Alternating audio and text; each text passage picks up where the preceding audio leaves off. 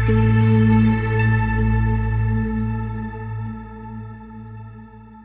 my name is Mark Sneider. I am owner and president of RSW US. We're an outsourced new business firm serving primarily professional service firms.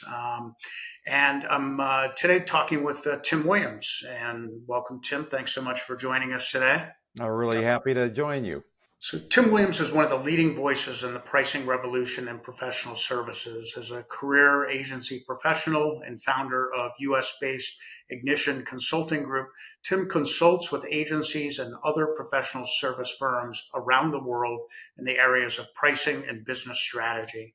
As a presenter and consultant, Tim has worked with hundreds of agencies ranging from leading independents to multinational agency networks in the US, Canada, Europe, Asia, and Australia, including agencies from all of the top five holding companies. So, Tim, again, thanks so much for joining us today. I was really looking forward to it. I appreciate you contributing to our survey, our New Year Outlook survey. And I'm sure that the reception that we got there will only be multiplied by the reception we get in today's interview. So was really looking forward to it. And again, appreciate your time. Absolutely. I always enjoy being part of that survey process, and I know agencies very much look forward to it. That's great. That's great. So I've got about 10 questions for you. I'm going to work our way through. And I'm going to go ahead and start with our first question here. In 2016, only 5% of marketers preferred paying for specific deliverables from their marketing agency versus paying for hours worked. In our most recent survey, 53% of marketers prefer paying for specific deliverables. And I'm curious, just from your perspective and having worked with agencies all these years, why the pretty significant shift? Well, I think that marketers are coming to the realization increasingly that there is no correlation between value created and time spent. And they have when they ask their search consultants to, or if they're in a in an independent review, just answering RFPs. I think everyone's noticed there are a lot more questions now around, could you submit an unconventional compensation approach along with your submission? And, in my experience, most agencies are really caught off guard by that question. They have no idea. But the smart ones have figured out that, at the very least, we could come back with a deliverables-based compensation proposal where we price the deliverables instead of the hours. And so that's been an easy way, I think, for agencies to respond to this question, because much of the time I think their brain goes to, oh, wait a minute, they want to pay us for results and performance, and not necessarily. I mean, a simple output-based, deliverables-based proposal is a form of value-led compensation, Right. and clients tend to like it, and we see this in the data. They like it for a variety of reasons, and I know that's part of what we're going to discuss. Right. Yep. So what do you think an agency gains or loses by selling deliverables versus selling billable hours? Well, I don't think they lose much. I think that there's a lot more in the plus column for agencies, because agencies have been, most of them, been in business a good long while. I mean, some are 40 or 50-year-old organizations, and they know what is required to deliver a particular output. They've got a history. It lives in their databases and their pricing and their billing system. So they know historically what's our investment in delivering this particular piece of work. So they can have certainty that when they quote a price for this deliverable, that they'll make a reasonable margin. Right. And the downsides, if any, would be only if the agency has done a poor job at pricing their outputs, right? Sure. Right. And so part of what we preach is every agency ought to have what we call a pricing guide, which is a giant spreadsheet, giant database of everything they do for their clients, priced at different levels of complexity: small, medium, large, extra large, because Okay. not all outputs are created equal. Sure. And if you have this, it is a absolute shortcut to pricing, and almost guarantees that you're going to make the margins that you were hoping. Right, right. And so, how about on the other side of the fence, some marketers? What do they gain? Do they lose anything by going this route of requesting pricing based on specific deliverables? What they gain is price certainty. Okay. They know in advance what the work is going to cost them. No more of the surprise, hey, we spent twice the hours and we thought we would. And so brand marketers very much like the idea that they know in advance what their investment is. Sure. The only downside, and again, this comes back to the pre-work that's required on both sides for this to be effective, is if they have poorly planned their scope, which Okay. never happens, right? Of And course. and they will no longer be able to engage in what we call the all-you-can-eat buffet, Okay. where Right. they pay an agency a retainer, and then they just keep They just loading keep on more biting and at it. more work. Right. And so the disadvantage to the client is, if they are poorly organized, it forces them to plan. But Yeah. let's say that's a good thing, not a bad thing. Right. So, from a marketer standpoint, what kinds of problems is this approach to pricing solving for them? Like, what were they dealing with? You mentioned a couple minute ago, but can you just sort of summarize what some of the key challenges marketers have dealt with in dealing with agencies that this approach to pricing solves? Yeah, they don't, as I mentioned, they don't like the surprises Right. where the agency comes back and politely but very passionately defends the fact that they've spent twice or three times the amount of time they estimated, and it's because you gave us poor direction and you kept changing your mind. And Yep. I mean, we've all been in this position of having to defend our pricing. Um, but as I say, if both sides will sit down and have a clear definition of what the scope is, then, as I say, the deliverables based pricing is much simpler on both sides of the equation. And Yep. I'm going to say the main benefit is that it really improves trust levels. Okay. Okay. That's It great. right Just all the out there. because I don't know about you, Mark, but I've walked through agencies in November or December, and they are just crazy trying to spend the time that was allocated in their retainer Yeah. so they can earn their fee. Yeah. And that's not Yeah. right. That's Yeah. not in anybody's best interest. No, it's not. So you mentioned in our report that by having an agency selling deliverables versus hours, that it helps to align incentives between marketing agencies. Talk about fostering a partnership more focused on results. Can you maybe share an example? And you just mentioned that just now. So Mhm. can you share an example of where an agency and marketer client experience this kind of outcome? Maybe talk a little bit about how each benefited from, a more positive results focused environment. Yeah. Yeah, well, what we mean by alignment of economic incentives is, if you think about the hourly rate system, that's a complete misalignment of incentives, because what the client wants less of, hours, the agency wants more of. Right, right. And this takes that dynamic and that question completely off the table. The time spent by the agency is now irrelevant to the client. Mhm. It's relevant to the agency, but only in context of scope management and Right. resource allocation. Yep. So if the agency manages its time well, it will make its desired margins. So we have so many examples, or literally thousands of examples, of agencies who play back to us. As soon as we switch to output based pricing, the tenor of our relationship with our client completely changed. They're no longer suspicious about our estimates. In fact, we don't do estimates anymore. Mhm. There's no more estimating. This is the price. Here are the deliverables. As long as you don't change the scope, then we're committed to that. Sure. Do you think using sort of a deliverables-based model for pricing improves an agency's chances of maintaining an extended relationship with that client? Well, I do for the reasons that I mentioned about Mhm. just improves trust levels. Yep. Yep. Okay.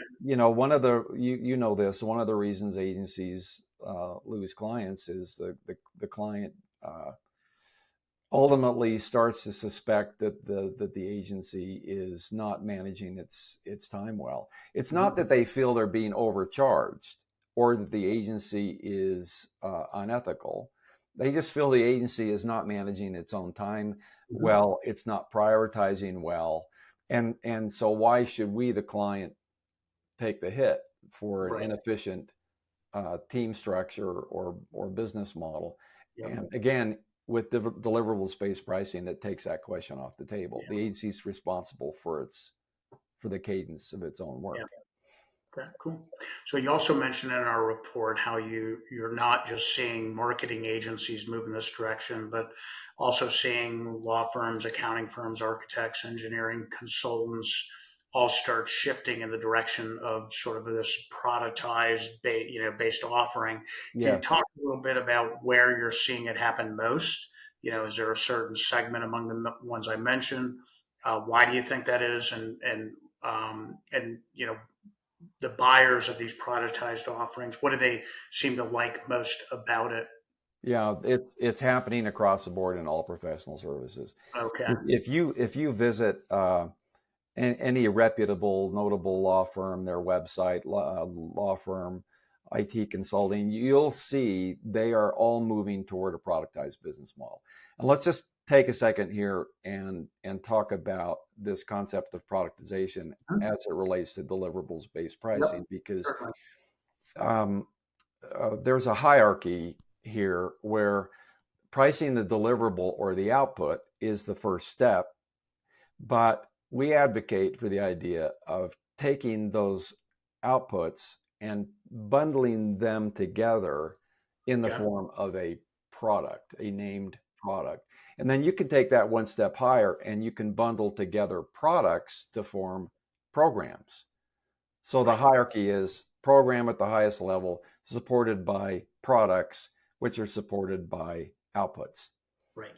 And those can all be customized like Legos, like building blocks. I mean, you're not asking this question, but I think maybe you will.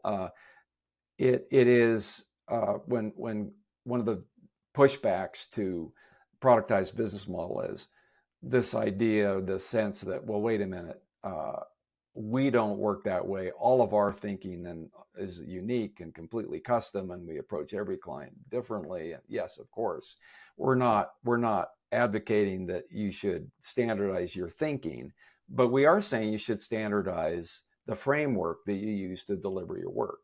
Right. Right. Okay. And Great. that is, to your question, that is happening in all sectors of professional services. So, I think one of the things that I think maybe marketers feel like they lose a little bit by, being presented with productized offerings is sort of the element of customization. Yeah, And I'm just curious, have you ever seen hybrid offerings used, something like a fixed productized offering, but the ability to add other menu items, so to speak, to make it feel a little bit more tailored, yeah. regardless of whether you have or haven't seen that? Do you see any value in an agency doing something Yeah, like that? absolutely. In fact, it should be approached that way. Okay. The Lego analogy, I think, is the way to think about it, because you're going to put together in effect not a completely customized, not a completely custom product, but a customized product. Right. Right. You're Okay. going to add and subtract different elements that are particular to that client. I mean, one of my favorite examples is the iconic architect Frank Gehry. You Okay, know, don't know. his structures are crazy and they're all different. And you look at them and you think, wow, I have never seen a building like that before.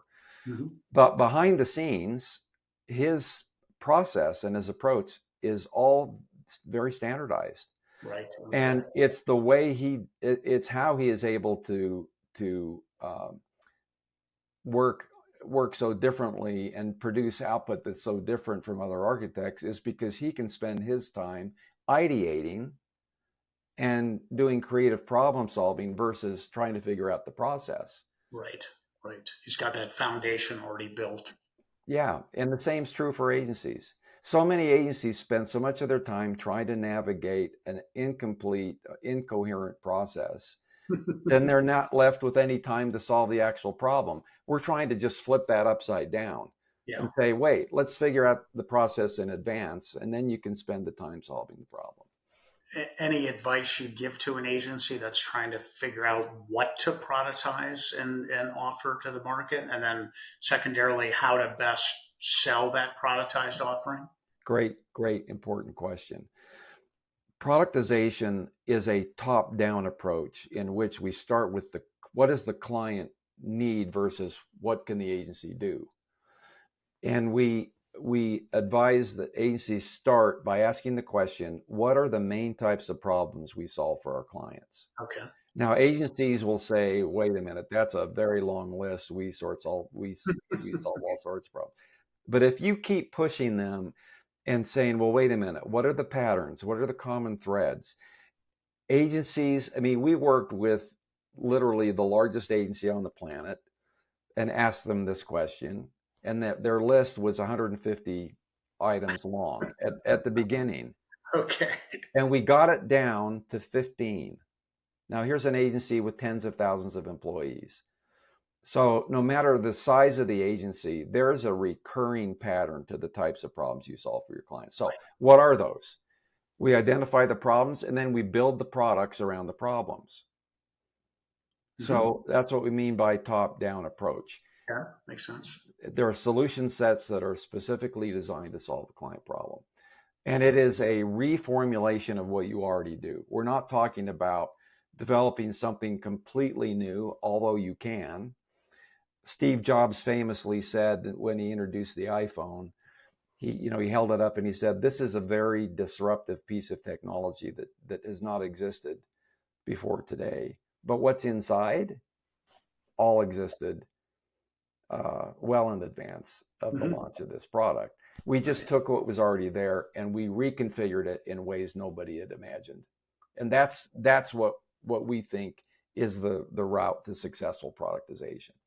And what would you characterize as sort of the primary benefits to the marketer on the receiving end of this? And how would you suggest an agency best sell or articulate that value to make that marketer feel good about what they're being presented?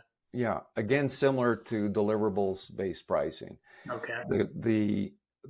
So the agency, you sell, you price, and you resource products, not services, Hmm. not people.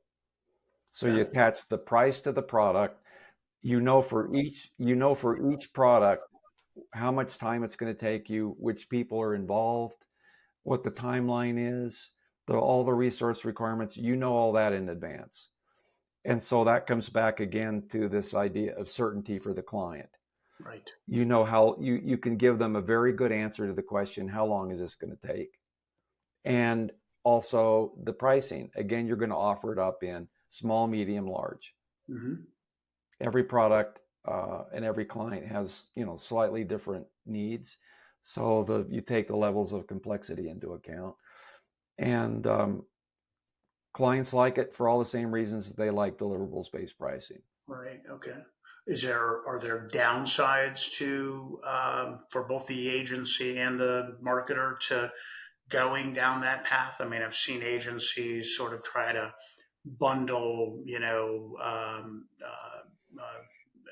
a specific offering, like an SEO offering or a Mm-hmm. paid media offering, to make it simple for marketing clients to understand what it is they're trying to sell. Yeah, I often talk to agencies about some of the things that you profess, which is, give them multiple options, seed control, give them the ability to choose. yeah. Are those elements important in the world of productized offerings, so they don't feel like they're boxed into a single solution or a single? Absolutely, absolutely. And I'm glad you brought that up. We always give them options. Okay. Option one is this particular bundling or constellation of products. Hmm. Option two is different. Option three is different. Right. It's a premium, small, medium, large, Sure. premium, and an economy version. Yeah. So we always want to build what we call choice architecture into our offerings. But you also made a really good point. It makes it easy and simple for the clients to understand what they're buying Yeah. Right. rather than, well, we're going to go away and we're going to do our magic and we're going to put together a whole custom thing for you. And it's all very mysterious and it's going to be kind of expensive. You say, no, these are well-established offerings that we've developed and had for years. Our competencies and expertise are very strong in these areas. You can be Mhm. confident you're buying a proven solution. And Right. by the way, let us show you the results that these products and programs have produced for other clients. Yep. Okay. And so what does the agency gain and really gain by, pursuing this path? Top of the list, it significantly improved profit margins. Okay. Because there's Significant. scalability and efficiency and Yes, okay. because of scalability.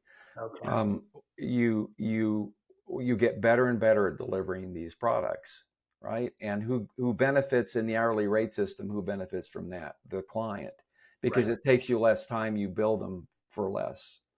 But in the productization world, the agency benefits. The faster you deliver it, you then can move on to another project or another client, and you keep the difference. You remove what we call your self-imposed profit ceiling. Okay. Right.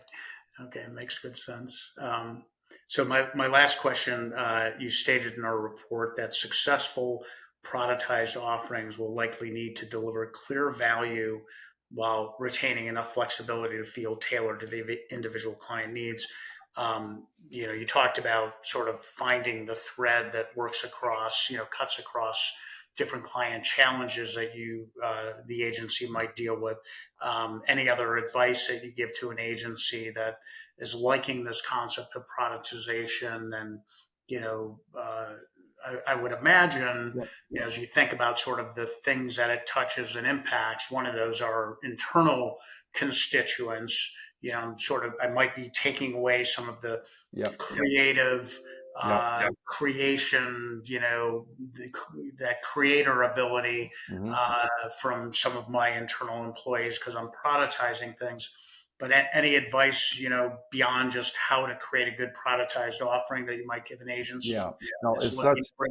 it's such Yeah, a great point. So because agencies and professionals in general are allergic to the concept of okay, productization. yeah, For the reasons you just stated, because you've got creatives saying, wait a minute. Nothing we do here is cookie cutter. yeah, Everything is custom for the client. And so we have to just go in and say, wait, the whole point of this is for you to be able to have more time to do that custom thinking, to provide those custom solutions. We're just trying to give you a roadmap and a framework to get from A to B, so that you can invest the time in breakthrough thinking. But it is definitely a psychological barrier that we have to work through. A product simply defined is a set of attributes that a buyer desires, right? right, It's yep, not, and it's not. And if you think about the Lego concept again, you're going to pick and choose the things that are right for that particular client, so that what they end up with is not exactly the same as what another client might get, hmm even for the same product, because yeah. you've customized it. with your building Right. blocks. Right. Have you seen over the years that you've been talking about productization, more agencies sort of moving in this direction? And then secondarily, is there a right or a not so right time for an agency to be thinking about Mm. doing this in the evolution of their business? Yeah, I have the same answer to both those questions. Okay. And the answer is artificial intelligence. AI is the final nail in the coffin of hourly billing. How are you going to monetize the investment you're making in AI? Are you going to bill by the nanosecond? Yeah, It just right. doesn't work to capture the value of AI. So AI is finally forcing the productization discussion. Got it. And in my view, and you would expect me to say something like this, we actually have no choice but to charge based on outputs and solutions Yeah, versus people and time, because there's no other way that you can monetize the value of yeah, AI. yeah, yeah, definitely. So, is there a better time yet than others? Yes, the time is now, because Okay. the first move. I mean, there will be a tremendous shakeout in our industry over the next 2 or 3 years. Yeah, definitely, I definitely. think 50% of the agencies that are here today will not be here 3 years from now, Yeah, yeah, thanks yeah, to AI. yeah, So the time to move is now. yeah. Okay, cool. I want Any to last? end on a more positive note than that, but hopefully you can see the positive Yeah, aspect of that. First movers will have a tremendous advantage in the market. yeah. Okay, that's great. Well, I'll give you the opportunity to kind of, leave it on a positive note. Yeah. It's been a great conversation, but any just general counsel you'd provide to, an agency knocking on your door and looking to see how you can help them out? Yeah, I think it's the most exciting time. I mean, arguably the most distressing time to be an agency executive, Mhm. but also the most exciting time given the abilities, the incredible abilities of AI to transform our businesses. Yeah, yeah, And the definitely. firms that embrace it and adopt it and weave it into their business model and monetize it in the ways we're talking about are Right. going to thrive. And the agencies that don't are going to really, really struggle. So Yeah, it's an yeah, opportunity for us all to step up and re-envision our business models.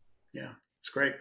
Well, Tim, it's been a pleasure. I've known you a long time, and the conversations I've had with you over the years, and the contributions you've made to our business through participation in surveys and letting me, you didn't know it, but letting me quote you, on and off again Oh, when quote away. I'm happy for that. And so, Mark, I'll return the compliment, and all the what you I, do for our industry and the surveys you do are really valuable for us all. I appreciate that. Well, listen, you have a great rest of the week, and You too. yeah, again, really appreciate the time that you've given me today. Okay, Mark. Thanks. Okay, thanks a lot. Yep.